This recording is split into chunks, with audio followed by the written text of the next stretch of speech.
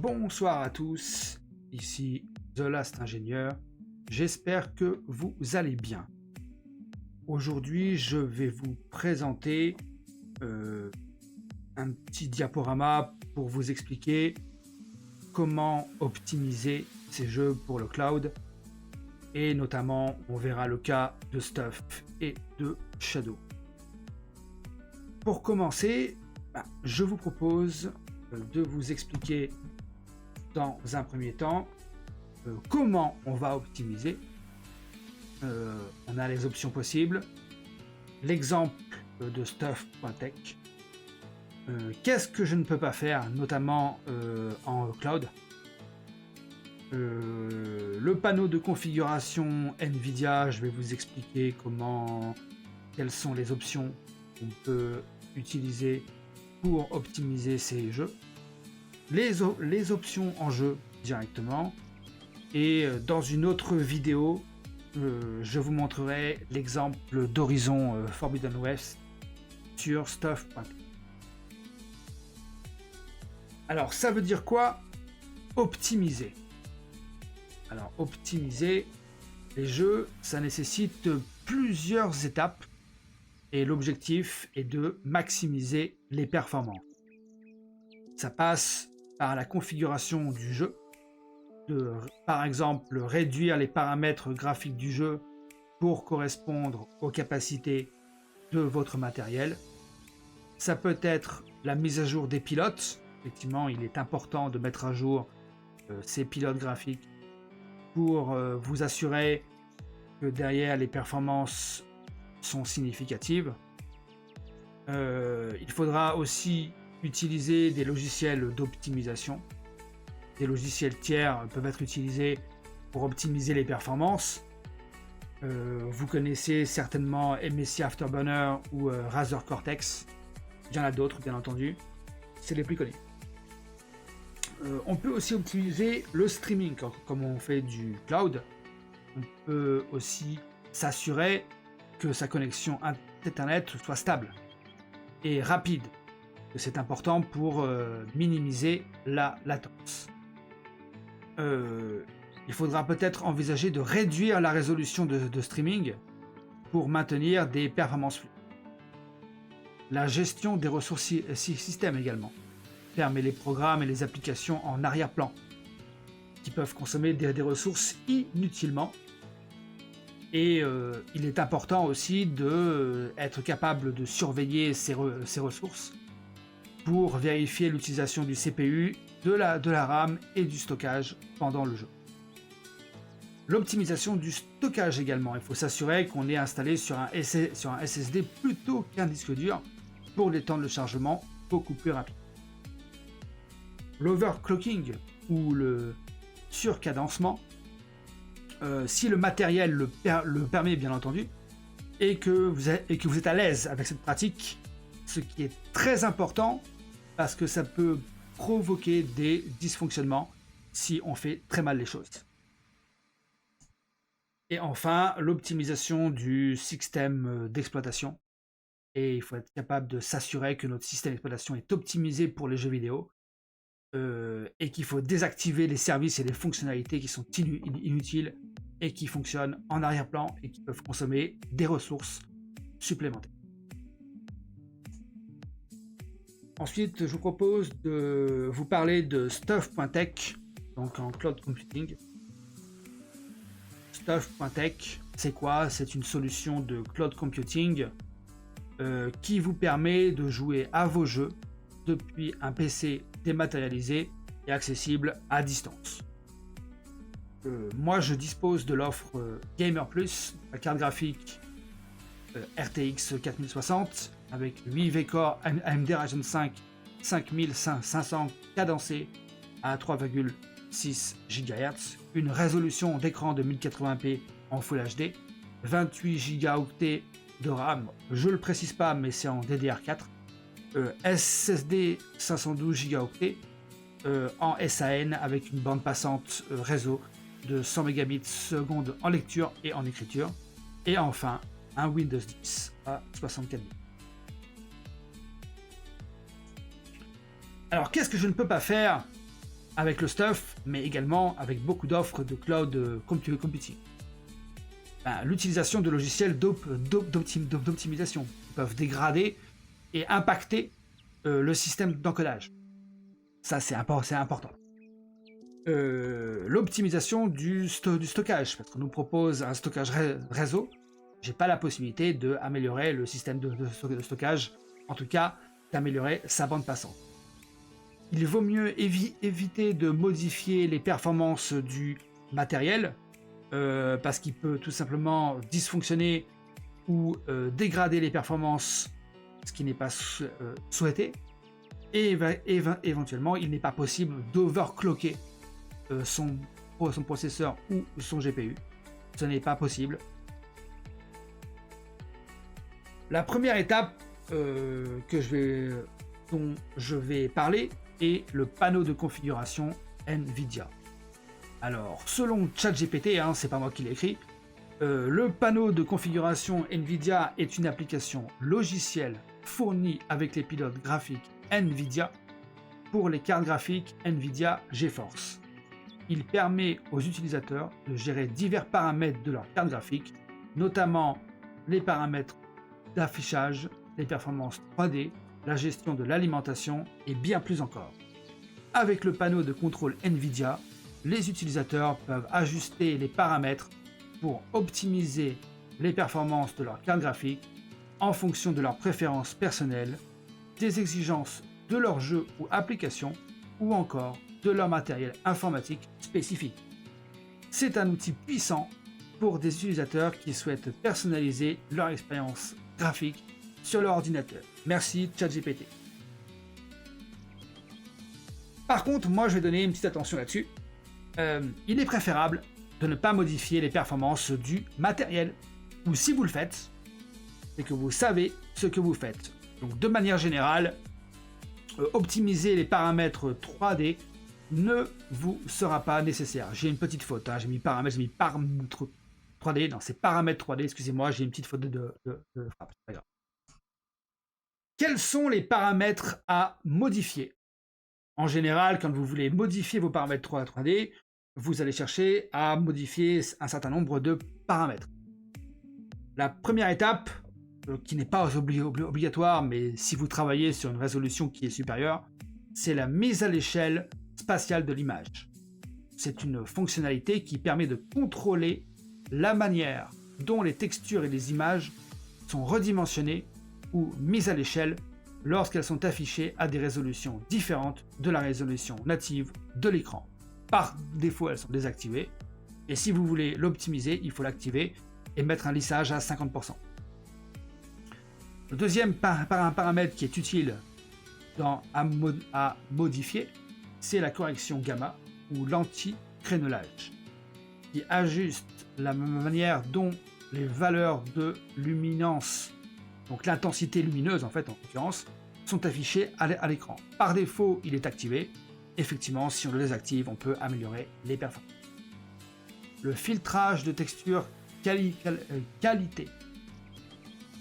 Chaque niveau de qualité affecte la manière dont les textures sont filtrées pour les rendre plus lisses et plus réalistes lorsqu'elles sont affichées sur l'écran.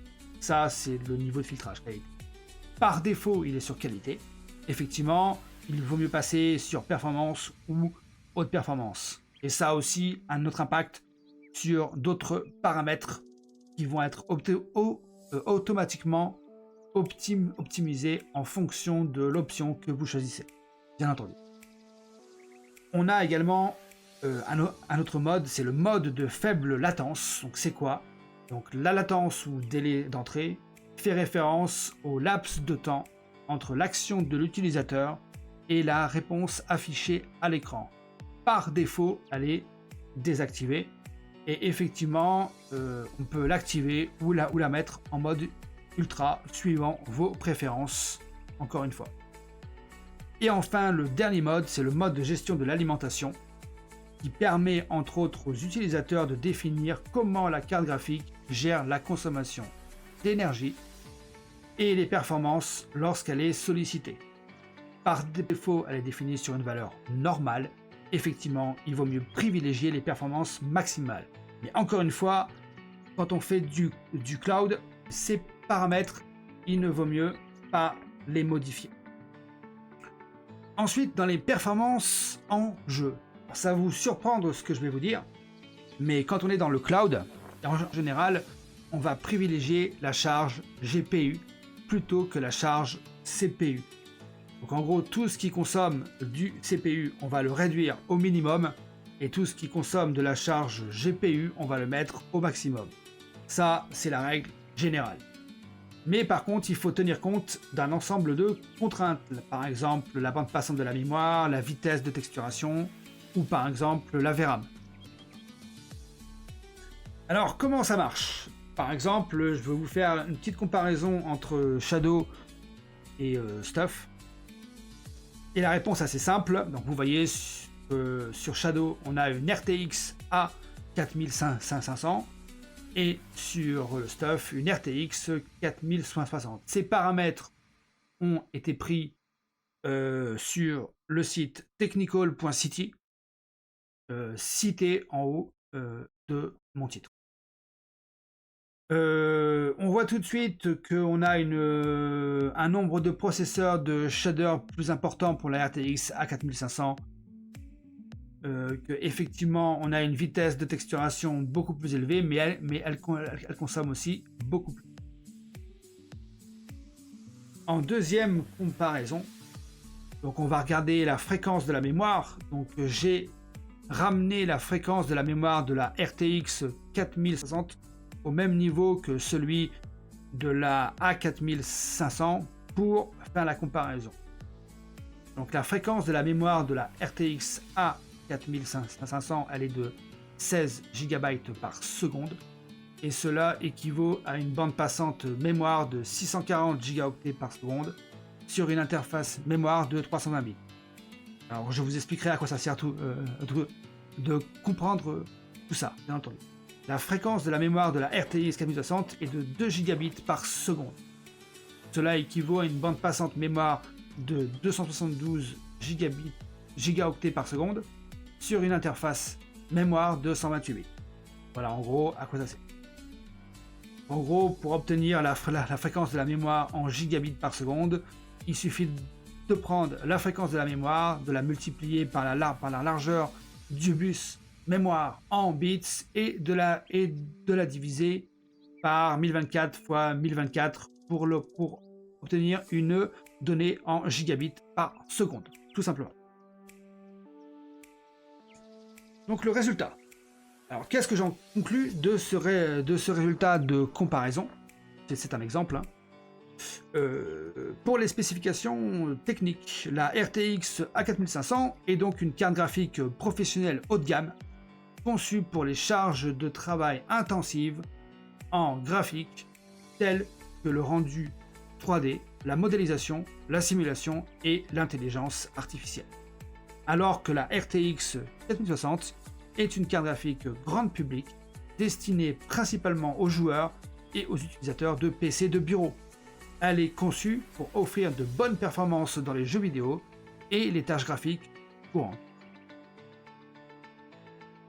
En ce qui concerne l'architecture du GPU, la RTX A4500 est basée sur l'architecture Ampere d'NVIDIA, qui offre des performances et des fonctionnalités professionnelles avancées, telles que l'accélération matérielle pour le ray tracing en temps réel et le deep learning.